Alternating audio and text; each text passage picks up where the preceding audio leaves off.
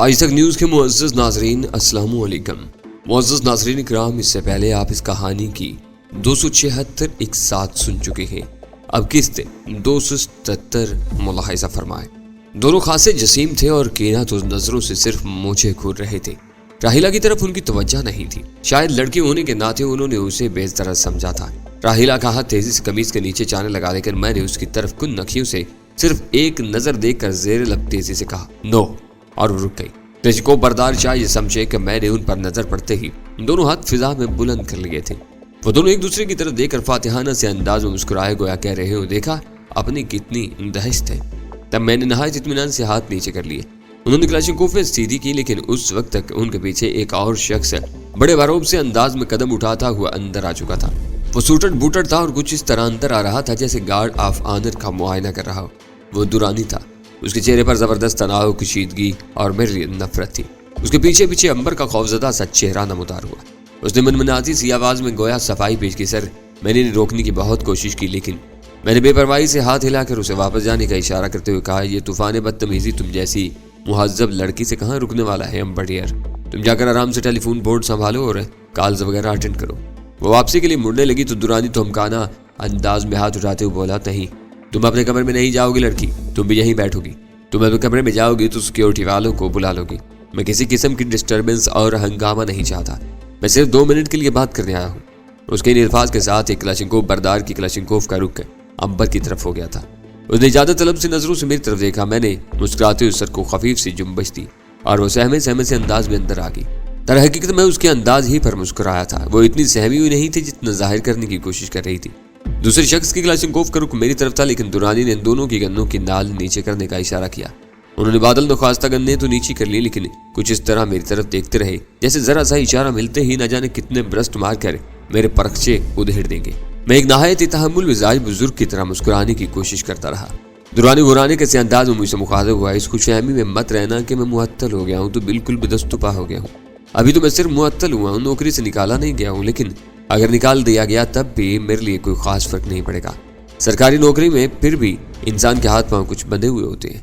मैं कोई भी कार्रवाई करते वक्त कानूनी कायदों ज़ाब्तों के बारे में सोचने पर मजबूर था। नौकरी से निकलने के बाद मैं ज्यादा आज़ाद हो जाऊंगा, यानी शुतर बेमुहार हो जाएगा। मैंने ठंडी सांस लेकर कहा। उसने मेरी अल्फाज पर कोई खास तवज्जो दिए बगैर वसूली से अंदाज में बात चल रखी। तुम्हें शायद इल्म नहीं है कि मेरा ताल्लुक एक बहुत बड़े घराने से है जो कबायली भी है और जागीरदार भी, यानी 2 आतशाह मामला है। उसका दूसरा मतलब ये है कि हमारे यहाँ दुश्मनी बहुत लंबी चलती है। अपनी रवायत के मुताबिक मैंने तुम्हें खबरदार कर दिया, लेकिन ये पहला और आखिरी मौका है कि इस तरह बात हो रही है। आज के बाद बात नहीं होगी, बाकी कुछ भी हो सकता है। वो खामोश हुआ तो मैंने तहसीन अमेज अंदाज में ताली बजाई। तुम्हारी और तुम्हारे इन चमचों की परफॉर्मेंस काबिले तहसीन थी दुरानी डियर। डायलॉग डिलीवरी भी बहुत उम्दा थी। अफसोस कि यहाँ कोई कैमरा नहीं था जिसके जरिए तुम्हारी इस अजीम शान परफॉर्मेंस को अवामुन्नास तक पहुंचाया जा सकता। उसका मुझे अफसोस रहेगा। राहिला नहायत संजीदगी से और बड़े जोरों शोर से मेरी तायद में सरिला। उसके जबड़ों के फड़कते हुए इजलात ने बताया कि उसने दांत पीसे थे। मैं नहायत नर्म और दोस्ताना लहजे में बात जारी रखते हुए कहा, अगर तुम्हें सिर्फ इतनी सी बात ही कहनी थी, इतना सा पैगाम ही मुझ तक पहुंचाना था, तो टेलीफोन पर भी कह सकते थे। तुमने ख्वाह मुख्वाह खुद भी जहमत की और अपने इन 2 गधों पर क्लाशनकोफ का वजन भी लाता। उन दोनों गधों की रंगत सुर्ख और सफेद थी, लेकिन मेरे मुंह से अपने लिए गधे का लक़ब सुनकर उनके चेहरे मजीद सुर्ख हो गए। उन्होंने बेचैनी से क्लाशनकोफों को हरकत दी। वो सिर्फ दुरानी के इशारे के मुंतजिर थे। उसमें कोई शक नहीं था कि वो दुरानी के मामूली से इशारे पर गोलियों की बौछार कर सकते थे, लेकिन मुझे इस बात का भी यकीन था कि वो दुरानी इतना बेवकूफ नहीं हो सकता था कि अल ऐलान हमें हमारे ही होटल में मरवा कर खुद अपने लिए फांसी का रास्ता हमवार कर लेता। उसे यकीनन इतना अंदाजा तो था ही कि यहाँ फायरिंग करने के बाद वो या उसके साथ ही फरार नहीं हो सकते थे। फिलहाल वो सिर्फ हमें मरूब करने की कोशिश करने आया था। दुरानी ने अपनी जुबान से मेरे उस अंदाज की तस्दीक भी कर दी। गो कि उसका चेहरा गुस्से से सुर्ख हो रहा था, लेकिन वो मुस्कुराते हुए अपने आदमियों को तहम्मुल से काम लेने का इशारा करते हुए बोला, जल्दबाजी की जरूरत नहीं, इसे मारना जरूर है, लेकिन इसके कत्ल के इल्जाम में हमारा कुत्ता भी जेल नहीं जाएगा। कुत्तों की जेल वैसे भी अभी हमारे यहाँ नहीं बनी है जहाँ तुम्हारे आदमियों को रखा जा सके। मैंने लुकमा दिया। मुझे मालूम हो चुका है कि तुम चहकते बहुत ज्यादा हो। दुरानी मेरी तरफ देख कर गोया खून के घूंट पीते हुए बोला, कुछ दिन और चहक लो, इस शहर की कोई सड़क बहुत जल्द तुम्हारे खून का जायका भी चखेगी। उसने अपने आदमियों को वापस चलने का इशारा किया और वो तीनों तेजी से कमरे से रुखसत हो गए। उधर जाकर पाना, मेरे को क्यों परखना। मैं, राहिला और अंबर तीनों एक दूसरे की तरफ देखने लगे। राहिला हैर से बोली, ये क्या चीज थी भाई? یہ درانی تھا، میں نے ٹھنڈی سانس لے کر کہا۔ وہ تو میں سمجھ گئی تھی، لیکن مجھے یقین نہیں آ رہا تھا، کیا اس قسم کے سرکاری افسر بھی پائے جاتے ہیں؟ وہ تعجب سے بولی۔ سرکاری افسر تو عجیب و غریب اقسام کے پائے جاتے ہیں، تم نے ابھی دیکھا ہی کیا ہے؟ میں نے پہلے سے زیادہ ٹھنڈی سانس لے کر کہا، اور ذرا یہ بھی غور کرو کہ کلاشنکوفیں اور کلاشنکوف بردار محافظ کتنے عام ہو گئے۔ چند سال پہلے تک جمعدار اس طرح جھاڑو اٹھائے بھی نہیں پھرتے تھے جس طرح اب بچہ بچہ کلاشنکوف اٹھائے پھر رہا ہے۔ ہاں، مہربانی ہے بہت سے مہربانوں کی۔ راہیلہ نے بھی ٹھنڈی سانس لی۔ سب کو ایک دوسرے کے خلاف مصروف جہاد رکھا ہوا ہے۔ اس طرح لوگوں کے دلوں میں ایک دوسرے کے خلاف نفرتیں بھر دی گئی ہیں کہ ہر کوئی اس طاق میں ہے کہ دوسرے کو فنا کر کے ہی اسے دنیا اور آخرت میں جنت ملے گی۔ ان باتوں میں ہمیں شاید 1-1.5 منٹ بھی نہیں گزرا تھا کہ درانی اور اس کے دونوں آدمی لوٹ آئے، لیکن اس بار ان کے آنے کا انداز مختلف تھا، بلکہ یہ کہنا چاہیے کہ آئے نہیں بلکہ لائے گئے تھے۔ کمرے میں وہ تینوں داخل نہیں ہوئے تھے، بلکہ اچھا خاصا ایک چھوٹا سا جلوس چلایا تھا۔ درانی کے دونوں آدمی اپنے مفلروں کے پھندے میں اس طرح پھنسے ہوئے تھے کہ ان کے بازو ان کے پہلوؤں سے چپک کر گئے تھے۔ ان کی کلاشنکوفیں ہوٹل کے سیکیورٹی کے 2 باوردی اور چاقو چوبند جوانوں کے پاس تھی، جن کے اپنے ماؤزر ان کے پہلوؤں میں ہولسٹروں میں لٹکے ہوئے تھے۔ ان دونوں آدمیوں کی پشت پر ٹونی اور شفی شاہ تھے۔ دونوں کے ہاتھوں میں گندیں تھیں جن کی نال ان کی کمر سے لگی ہوئی تھی۔ سیکیورٹی کے انچارج داؤد نے درانی کو قابو میں کیا ہوا تھا اور اس کی کمر پر اپنے ماؤزر کی نال رکھی ہوئی تھی۔ ان تینوں کے چہروں پر عجیب سی جھنجھلاہٹ اور کسیاہٹ تھی۔ میں نے امبر کی طرف دیکھا، اس کے ہونٹوں پر خفیف سی مسکراہٹ تھی۔ دراصل وہ جب چند منٹ پہلے ان تینوں کے پیچھے خوفزدہ سے انداز میں آئی تھی تو اپنے کمرے سے اٹھتے اٹھتے یقیناً ایک خفیہ بٹن دبا کر سیکیورٹی والوں کو الارم کے ذریعے مطلع کرائی تھی کہ اس طرف ان کی ضرورت تھی۔ اتفاق سے شفیشہ اور ٹونی بھی ہوٹل ہی میں موجود تھے، انہیں بھی اطلاع ہو گئی تھی۔ ممکن تھا کہ جس وقت دورانی اپنی دھمکیوں سے ہمیں مرعوب اور خوفزدہ کرنے کی کوشش کر رہا تھا، اس وقت بھی ان میں سے کوئی عقبی دروازے کی طرف سے اور کوئی سامنے کی دیوار کے کسی ستون کی اور سے کمرے پر نظر رکھنے کے لیے بھی پہنچ چکا ہو، لیکن کوئی حقیقی خطرہ محسوس نہ کرنے کی وجہ سے انہوں نے مداخلت نہ کی ہو۔ البتہ اب ان کے واپس جاتے وقت انہوں نے گارڈ لگا کر نہایت خاموشی سے انہیں قابو میں کر لیا تھا۔ کوئی ہنگامہ برپا نہیں ہوا تھا، کوئی اٹھا ٹیک نہیں ہوئی تھی، کوئی گولی نہیں چلی تھی، اور وہ انہیں مجرموں کی طرح پکڑ کر لے آئے تھے۔ ان کا کیا کرنا ہے سر؟ شفیجہ نے کچھ اس طرح پوچھا جیسے وہ ساز و سامان کے کچھ بنڈل یا کارٹن تھے جن کے بارے میں وہ جاننا چاہ رہا تھا کہ انہیں کہاں رکھنا تھا۔ یہ تم نے تو خاصا مشکل سوال کر دیا ریئر، میں نے سر کے جاتے ہوئے کہا، مجھے الجھن میں ڈال دیا۔ ہمارے یہ معزز مہمان ہمیں نہایت عمدہ قسم کی فلمی دھمکیاں دینے کے لیے تشریف لائے تھے جو اس میں ٹیپ ہو چکی ہیں۔ میں نے میز کی دراز سے چھوٹا سا ایک ٹیپ ریکارڈر نکال کر انہیں دکھایا۔ حالانکہ جس وقت دورانی دھمکیاں دے رہا تھا اس وقت یہ ٹیپ ریکارڈر آن نہیں تھا، یہ بس یوں ہی دراز میں پڑا رہتا تھا، کبھی وقت ضرورت کام آ سکتا تھا۔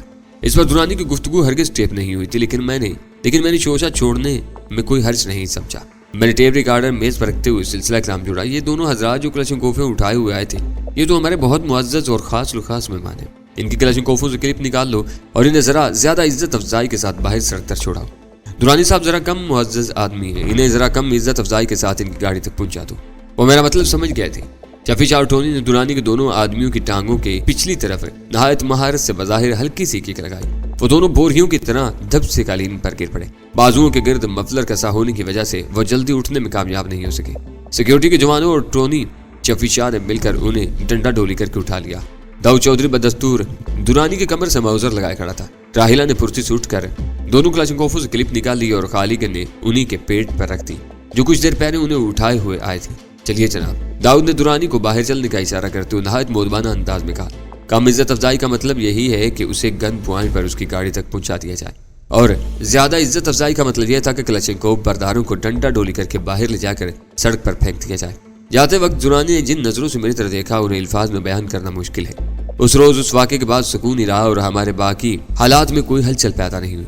دوسرے روز 10 بجے کے قریب ہمارے بڑے وکیل نے مجھے مطلع کیا کہ دورانی کا محکمہ ہمارا ریکارڈ واپس کرنے کے لیے رضامند ہو چکا تھا، بشرطے کہ ہم ہائی کورٹ سے پٹیشن واپس لے لیتے۔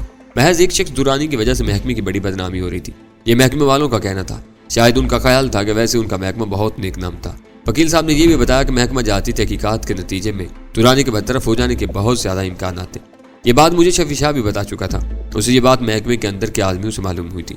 وکیل صاحب میری مرضی معلوم کرنا چاہتے تھے کہ ہم پٹیشن واپس لینے کے لیے تیار تھے یا نہیں۔ میری چونکہ محکمے سے کوئی لڑائی نہیں تھی اور میرا مسئلہ تقریباً حل ہو چکا تھا، اس لیے مجھے عدالتی نظام کو آگے بڑھانے کی کوئی صورت نہیں تھی۔ میں نے صرف چند میں سوچا، پھر وکیل صاحب کو اجازت دے دی کہ پٹیشن اپنی واپس لینے کی کارروائی مکمل کر لے اور ہوٹل کے جنرل مینیجر اور پرسنل مینیجر کو ساتھ لے کر اس ایجنسی کے دفتر سے اپنا ریکارڈ بھی حاصل کر لیں۔ جی ایم اور پی ایم کو اس لیے ساتھ لے جانا تھا کہ وہ دیکھ لیں ہمارا کوئی ضروری ریکارڈ یا کوئی اہم کاغذ وغیرہ غائب نہ کر دیا گیا ہو۔ थोड़ी देर में यह खुशखबरी होटल के तमाम दफ्तरी स्टाफ को पहुंच चुकी थी। यह हमारी एक बहुत बड़ी इखलाकी फतेह थी।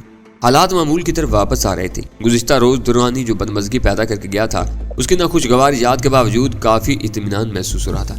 बल्कि ये कहना भी बेजाना था कि मैं किसी हद तक तरंग में था। दोपहर के करीब राहीला और टोनी से बातों के दौरान में मुझे याद आया कि रहीम गुल ने तो सफ्दर और उसके 2 मददगार मुहाफ़िज़ों को काबू में करने के बाद उनके बारे में कोई खबर ही नहीं दी थी कि उनसे तफ्तीश में कोई अहम बात मालूम हुई थी या नहीं, मामला कहाँ तक पहुँचा था।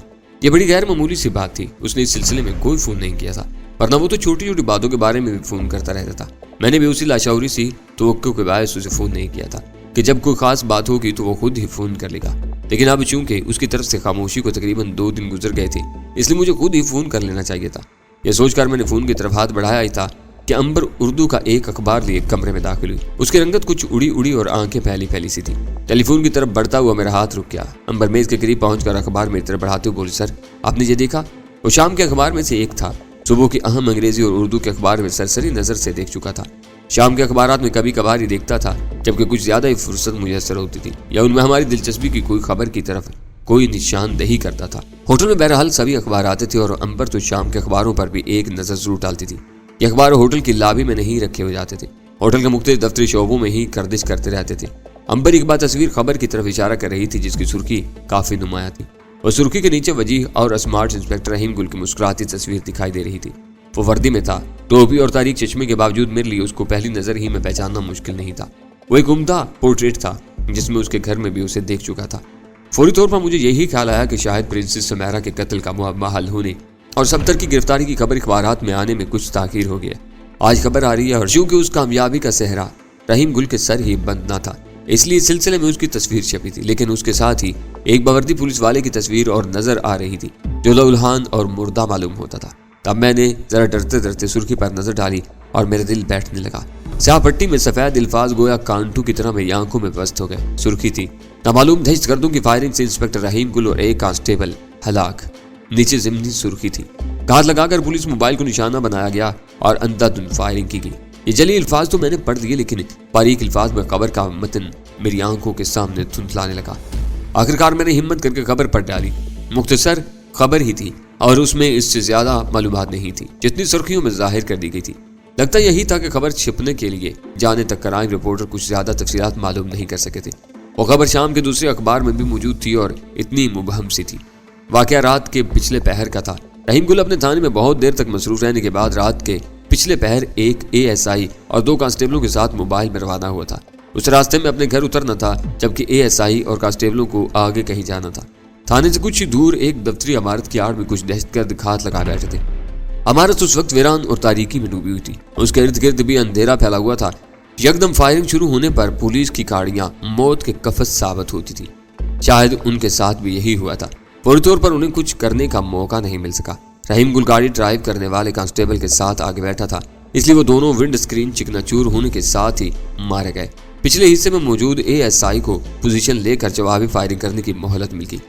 उसके पास एक SMG मौजूद थी। उसकी फायरिंग की वजह से दहशतगर्द फरार हो गए। ASI ने उन्हें महज हैवलों की सी सूरत में एक गाड़ी में फरार होते देखा, लेकिन वो ना तो कोई ऐसी चीज देख सका जो उनकी शनाख्त में मदद देती और ना ही उनका ताक़ुब कर सका, क्योंकि मोबाइल के अगले दोनों वहील बरस्ट हो चुके थे और ताक़ुब करने के लिए उनके पास नफरी भी नहीं थी। 3 अखबारों में तकरीबन मिलते जुलते मफहूम की यह खबर पढ़ने के बाद मैं देर तक गुमसुम बैठा रहा। राहीला और टोनी ने भी खबर देख ली थी। वो भी दम बखुद बैठे थे। अंबर भी मेरे सामने गमसदा बैठी थी। मेरे दिल की गहराइयों में एक दरार सी पड़ गई थी जिसके बारे में मुझे यकीन था कि वक्त भी उसे नहीं भर सकेगा। हवास गोया शल होकर रह गए थे। मुझे कुछ समझ नहीं आ रहा था कि मुझे क्या करना चाहिए। तब मैंने चंद लम्हों बाद खुद को संभालने की कोशिश की और जाने किस मोहूम उम्मीद के सहारे उसके थाने का नंबर डायल किया। शौरी तौर पर तो मेरा मकसद उस वाक़े के बारे में मजीद मालूमात हासिल करना और तफसीलात मालूम करना था, लेकिन लाशऊर में शायद किसी मौजे की तमन्ना वसी हुई थी। शायद इसीलिए मैंने रहीम गुल का डायरेक्ट नंबर डायल किया था। मुझे उम्मीद थी कि उसके कमरे में कोई ना कोई मौजूद होगा। कोई बात नहीं था कि उसके मातहतों और अफसरान का जमघटा लगा होता। थाने के आम नंबर पर तो फ़ोन मुहर्रर वसूल करता था और वो नंबर आसानी से नहीं मिलता था। उस वक्त तो मुझे रहीम गुल का डायरेक्ट नंबर भी आसानी से मिलने की उम्मीद नहीं थी, मगर मिल गया। 2 ही घंटियों के बाद हेलो की जो आवाज़ सुनाई थी वो बिला शोभा रहीम गुल ही की थी। मैंने उसे अपना वहम समझा। मैं उस नंबर पर वो आवाज़ सुनने का काफ़ी हद तक आदी था। शायद इसलिए मेरा शऊर मेरे साथ कोई शरारत कर रहा था। میں چند لمحوں تک کچھ بھی نہ بول سکا. تب تیسری مرتبہ ذرا زور سے بولا, ہیلو, کون ہے بھائی, بات کرنی ہے یا نہیں؟ بات تو بہت لمبی کرنی ہے, لیکن پہلے یقین تو آ جائے کہ تم زندہ ہو خبیث آدمی. میں نے گہری سانس لے کر کہا. اچھا تو یہ تم ہو. وہ دھیرے سے ہنسا. میں یہی سوچ رہا تھا کہ اب تک تمہارا فون کیوں نہیں آیا. میں موبائل فون پر تمہاری کال کی توقع کر رہا تھا. مجھے یقین نہیں تھا کہ تم قبر میں بھی موبائل فون ساتھ لے کر جاؤ گے, ورنہ موبائل پر ہی کرتا. ویسے بھی اس وقت میں نے اپنی دانش میں فون تمہیں نہیں کیا ہے. میں تو سمجھا تھا کہ تمہاری کرسی پر تمہاری جگہ اس وقت کوئی ذمہ دار افیسر بیٹھا ہوگا. اخباری اطلاعات کے مطابق تم تو اس وقت عالم ارواح میں موجود ہو, اور میرا خیال ہے روحوں سے, خصوصاً بدروحوں سے ٹیلی فون پر بات نہیں ہو سکتی. بدروحوں سے تو ٹیلی فون پر رابطہ زیادہ آسان ہوتا ہے. وہ ایک بار پھر ہنسا. میری روح بلکہ بقول تمہارے بدروح اس کمرے اور اس فون سے اتنی مانوس ہے کہ اسے چھوڑ کر جانے پر آمادہ ہی نہیں ہے. اس نے جسم کے قفس سے آزاد ہونے کے بعد بھی ان چیزوں پر قبضہ برقرار رکھا ہوا ہے, اور اپنی ٹیلی فون کالز خود ہی ریسیو کر رہی ہے, خود ہی جواب دے رہی ہے, اور اس کام میں کافی مصروف ہے. ابھی میں ریسیور رکھتا ہوں کہ دوسرے ہی لمحے پھر گھنٹے بج جاتی ہے.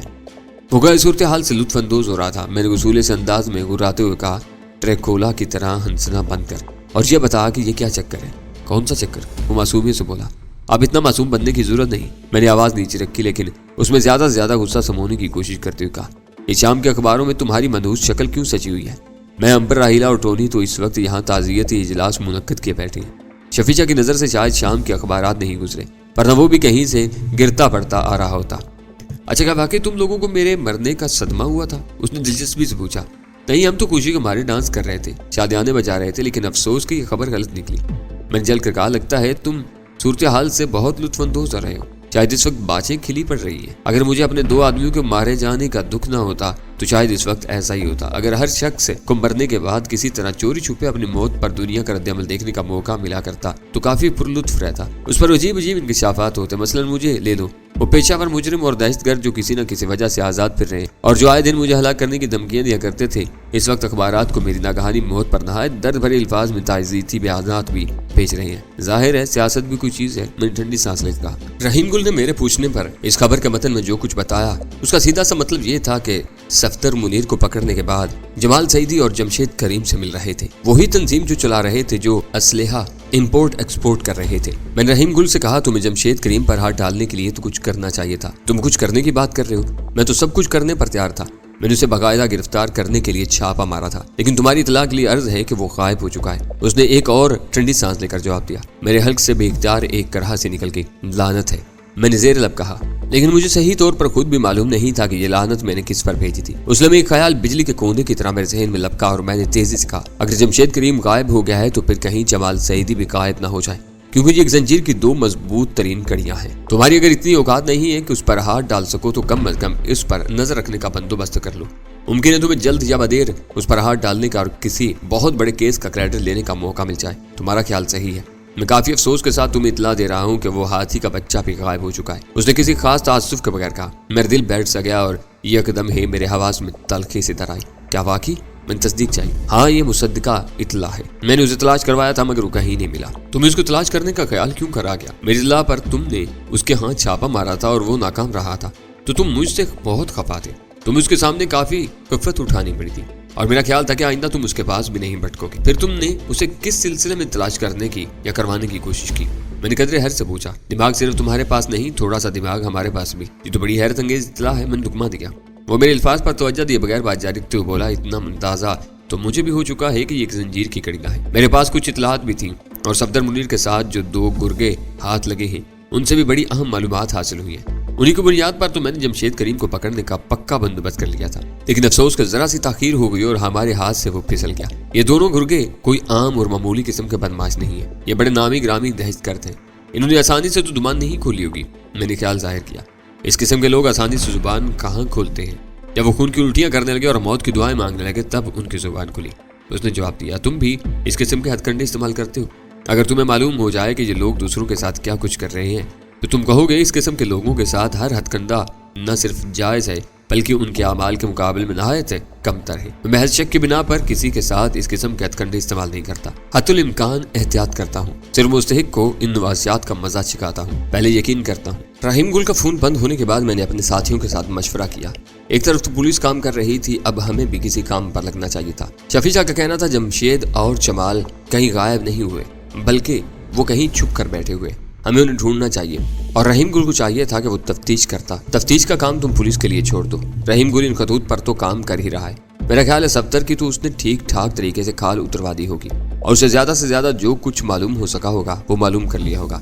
मैंने सोचते हुए कहा, हमें दूसरी समत में काम करना चाहिए, शायद किसी को तो कुछ कामयाबी हासिल हो ही जाए। मैं जरा से कहानी का एक चक्कर लगा लेता हूँ। अगर चंद दिन वहां रहना पड़ा तो रह जाऊंगा। मेरा दिल कहता है कि उस जगह को खंगाल कर लेना चाहिए। कामरान दानिश की मौत के बाद से वहां जाने का इरादा किया हुआ है, लेकिन यहाँ उलझा होने की वजह से नहीं जा सका। शायद वहां से उन दोनों अजीम शख्सियात का कुछ सुराग हाथ आ सके, या उनके चक्रों का कोई मजीद सुराग हाथ आ सके, या फिर शायद कोई नया चक्कर शुरू हो सके। टोनी ने लुकमा दिया। मैं भी तुम्हारे साथ चलूंगी, राहीला ने कहा। जी नहीं, मैंने दो टोक लहजे में कहा। वो कोई ऐसी रोमान परवर जगह नहीं है जहां तुम मेरे साथ जाओ। अगर रोमान परवर जगह होती तो कौन कम वक्त तुम्हारे साथ जाने की फरमाइश करता। वो मुंह बनाकर बोली, इस सूरत में तो तुम्हारे साथ जाने से कहीं बेहतर होता कि मैं किसी लंगूर के साथ चली जाती। तुम्हारा ख्याल है कि शायद इस तरह तुम्हें देखकर लोग वो मशहूर ज़माना मिसरा गुनगुनाते, पहलुए हूर में लंगूर खुदा की कुदरत, इस बहाने तुम खुद को हूर कहलवाने की कोशिश करती। लेकिन मैं तुम्हें यकीन दिलाता हूँ कि तुम्हारी यह हसरत फिर भी पूरी ना होती। आजकल वाकई नेकी का ज़माना नहीं है। वो ठंडी सांस लेकर बोली, मैं तो इस ख्याल से तुम्हारे साथ जाने की कोशिश कर रही थी कि तुम्हें कोई यतीम लावारिस समझ कर मार पिटाई या खून खुरावा करने की कोशिश न करे। वहाँ के बारे में जो मीटिंगें होती रही हैं और जो मेरे सामने मालूमात जमा की गई थी, उनके मुताबिक तो वो कुछ खतरनाक और पुरस्कार सा इलाका ही मालूम होता है। इसीलिए तो तुम्हें साथ नहीं ले जा रहा हूँ। मैंने जरा संजीदगी से कहा, वैसे अगर वहाँ मेरा एक आध दिन खैरियत से गुजरने की उम्मीद होगी तो तुम्हारी मौजूदगी में वो भी नहीं गुजरेगा। तुम्हें शायद वहाँ आना तो पड़े, बल्कि तुम तीनों ही को आना पड़ेगा, लेकिन रास्ता और तरीका मुख्तलिफ होगा। मेरा ख्याल है अब हम इस सिलसिले को फाइनल कर ही लें और मैं सुबह रवाना हो जाऊं। मेरा ज़हन इस सिलसिले में तेजी से काम कर रहा था। बिल्कुल ठीक है, राहीला ही कदरे जोश व खरोश से बोली। मैं अपने कमरे में जा रही हूँ, अंबर उठते हुए बोली। वो अक्लमंद लड़की थी। उसे मालूम था अब जिस मौजू पर बात शुरू हो रही थी उसमें उसकी कोई जरूरत नहीं थी। हम जरा करीब करीब होकर बैठ गए, कुछ नक्शे भी निकाले गए, तमाम तफसीलात तय की गई। मैंने शफी शाह को कुछ चीज़ों का इंतजाम करने को कहा और आखिरकार दूसरे रोज़ मेरे रवाना होने का प्रोग्राम तय पा गया। यह भी तय पा गया था कि मैं अकेला ही रवाना हो जाऊंगा। दूसरे रोज में RCD हाईवे के जरिए उस सफर पर रवाना हुआ। मुझे अंदाजा था कि उस सफर के लिए पजीरो मुनासिब रहेगी, इसलिए मैंने उसका बंदोबस्त किया था और कल सुबह रवाना हो गया था। मुख्तसर मगर जरूर सामान मेरे साथ था। अपने सफर के दौरान ही मैंने अपनी हासिल करदा मालूमात और नक्शे की रोशनी में गाड़ी दाएं तरफ कच्चे में उतार ली। यूं तो वो हमवार पगडंडी दूर से नजर आती थी, लेकिन मुझे कोई गाड़ी अपने से पहले या बाद में उस तरफ मुड़ती दिखाई नहीं दी। वो बल खाती पगडंडी पहाड़ों के दरमियान गायब होती दिखाई दी। उन पहाड़ों की हालत देखकर न जाने क्यों गुमान गुजरता था कि शायद सदियों पहले समंदर यहाँ तक था और ये बुलंदो बाला चट्टानें समंदर ही में डूबी हुई थी और सदियों तक डूबी रही थी। खुदा खुदा करके मेरा सफर खत्म हुआ और मुझे नसीब में समंदर के किनारे आबाद वो कस्बा दिखाई दिया।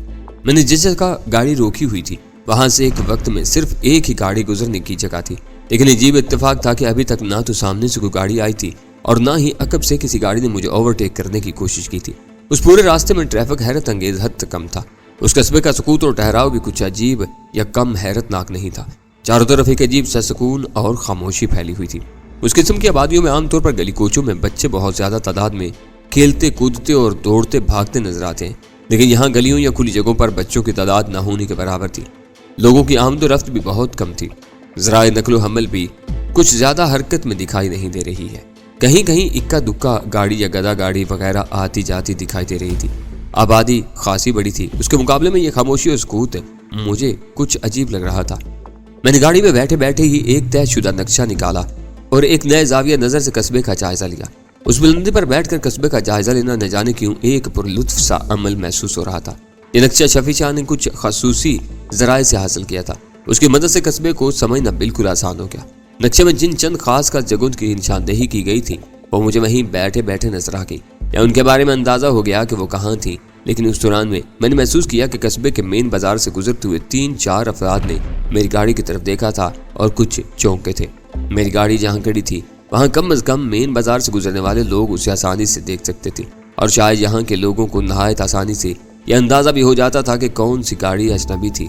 मुझे कुछ यूं लगा जैसे मेरी गाड़ी की तरफ मुतवज्जा होने वालों ने आंखों ही आंखों में एक दूसरे से कुछ कहा भी था। बज़ाहिर वो इसी तरह नॉर्मल अंदाज में इधर उधर चलते हुए नजरों से ओझल हो गए जैसे अपने अपने कामों से जा रहे हों। लेकिन मेरी नामालूम हिस्स ने मुझे गोया खबरदार किया कि बहुत जल्द बहुत से लोग कस्बे में एक अजनबी की आमद से बाखबर हो जाएंगे। बहरहाल ये तो जल्द या बदेर होना ही था। मैं अपनी आमद को खुफिया रखना भी नहीं चाहता था।